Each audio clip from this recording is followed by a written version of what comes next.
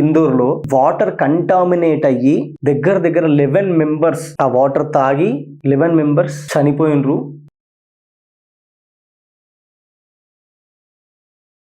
తాగుతుంటే అంత వాటర్ నుంచి వెళ్ళి స్మెల్ వస్తుందంట. అంత గలీజ్ నీళ్లు వీళ్ళకు డ్రింకింగ్ వాటర్ కింద సప్లై అవుతున్నాయి అక్కడ.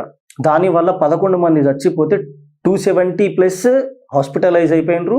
300 మెంబర్స్ సిక్ అట్లనే ఉన్నారట. ఇంకా ఇంత ఘోరంగా ఉంది పరిస్థితి. సరే వాటర్లో కొంచెం కల్తీ అవుతుంది, దాన్ని క్లీనప్ చేసి ఆ మషనరీతో క్లీనప్ చేసి మనం డ్రింకింగ్ వాటర్ కింద కన్వర్ట్ చేసి వాళ్ళకి ఇస్తాం కదా. మరి క్లీనప్ చేసే ప్రాసెస్ ఎక్కడున్నది? ఇక్కడ వాళ్ళు ఇట్లా బాటిల్స్లలో వాటర్ ని చూపిస్తే ఆ డ్రైనేజ్ కనిపిస్తుంది, ఆ బ్యాక్టీరియా ఇట్లా పాకుతున్నది నీళ్ళల్లో. మరి అంత దారుణమా?